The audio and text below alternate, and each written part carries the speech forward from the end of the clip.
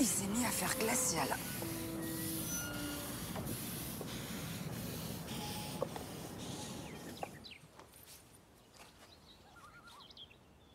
C'est du monde des vivants, vous?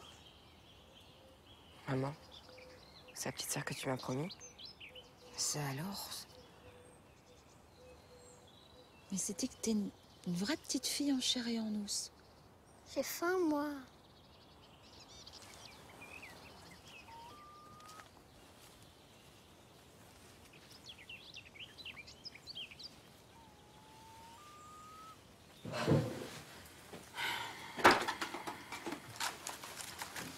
Tu veux ça?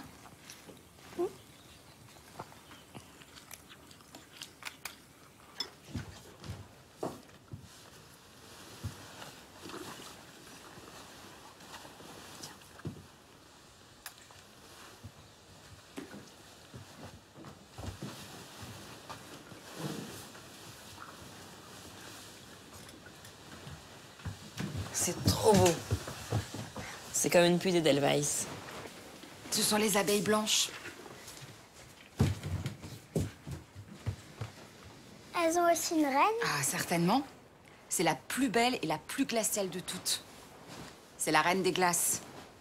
Elle est insaisissable. Jamais elle ne se pose.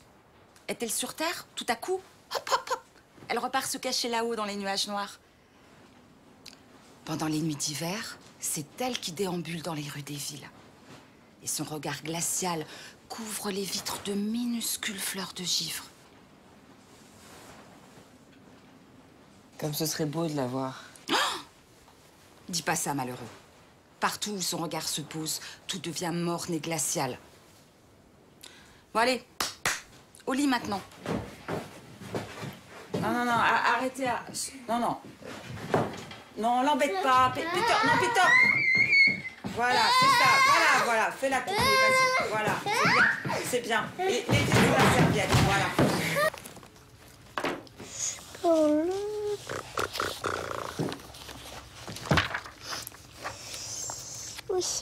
aussi.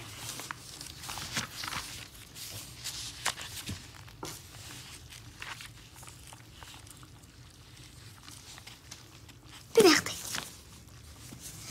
Ensemble des modifications physiologiques et psychologiques qui se produisent avec l'apparition des caractères sexuels secondaires. Et c'est marqué dans la définition. Où tu vas? Où ça me plaît. Tu te laves les dents pour ton conseil d'administration maintenant? C'est nouveau, ça. Tu te laves jamais les dents pour eux. Elle en dit quoi de ta cravate? Ça suffit. Oh, ça sert à rien de me dire ça suffit, hein. Ne me dis pas ça suffit à moi. Ça suffit, ça suffit. Mais moi, ton ça suffit, ça me suffit pas. Je veux une réponse. Qui est-ce qui va aller chercher la voiture? Et puis d'abord, la voiture, c'est pas à moi de m'en occuper, c'est à toi. C'est tout ce qu'on me demande. Tout ce que je te demande, c'est que tu fermes ta gueule. Alors, qui c'est qui va y aller au garage? C'est trop compliqué pour ton petit cerveau, ça? Oh, tu sais, t'as pas intérêt à faire ce genre de choses avec ta sale gueule, hein. Me fais pas cette tête à moi, hein, parce que je sais qui tu es. Salaud, salaud. Oui. Ah, quel dommage, quel dommage. Mais vous avez réessayé, alors? Ça s'est bien passé? Oh, je suis bien contente. Ah oui, c'est très bien. Ah oui, oui, il est formidable. Non, moi j'y vais un peu moins, j'ai moins le temps en ce moment. Et qu'est-ce qui t'a dit que t'avais? Oh, tu sais que je suis allée chez le docteur la semaine dernière. Ah oui, oui, il m'a fait faire des analyses. Alors on ne sait pas encore les résultats, mais moi je sais que ça va pas du tout, hein.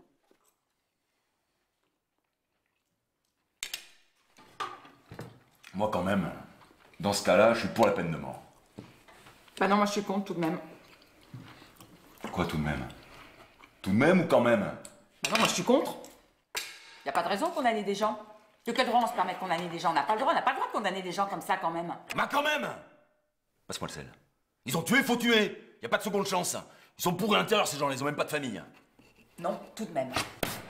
Faut les supprimer. Compris? Eh ben, qu'est-ce qui t'arrive, toi? Non mais complètement débile, ton fils, hein. Et pourquoi ton fils? C'est ton fils aussi? La bonne a rien foutre comme d'habitude. Qu'est-ce qu'elle avait de dire? Et toi? Qu'est-ce que tu fous, toi? À nous foutre de l'eau par terre comme ça, tout le temps.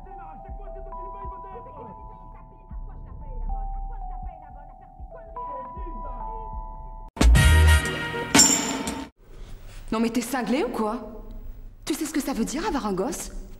Ce qu'a fait de médicaments? Avoir des nausées pendant 9 mois? Plus pouvoir porter une robe? Plus un homme qui te regarde?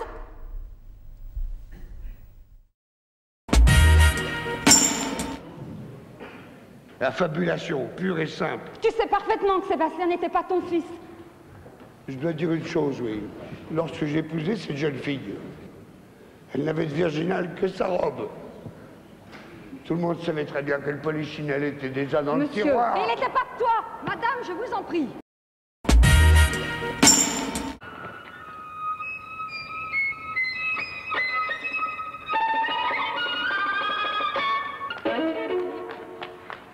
J'en peux plus. S'il te plaît. Pourquoi? Dis-moi.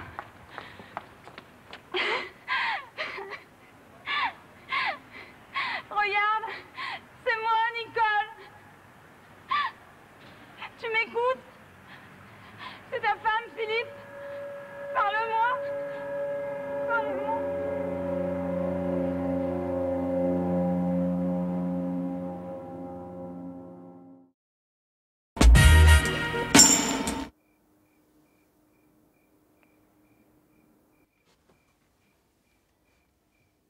Moi, j'ai dit à Victor que je ne l'aimais pas. Mais toi, tu fais semblant de m'aimer. C'est pas la même chose. N'empêche que le soir, c'était moi qui devais tenir compagnie à papa. C'était moi qui devais le consoler. Et lui répéter sans arrêt que tu l'aimais sûrement quand même et que t'allais revenir. C'était moi qui devais lui lire tes lettres à voix haute. Tes longues lettres, pleines de tendresse et d'humour. Tes lettres si vivantes, si drôles, où tu racontais les extraits choisis de tes intéressants voyages. Et nous étions là comme deux imbéciles, à lire 2 fois, 3 fois tes lettres et à se dire qu'il n'y avait personne d'aussi merveilleux que toi au monde. Tu me hais.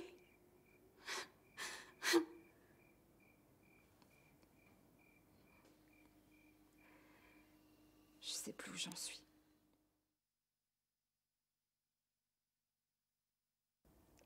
Tu arrives là tout à coup après 7 ans. Et moi, je me réjouis de te voir arriver. Je ne sais pas ce que je m'imaginais. Je ne sais pas.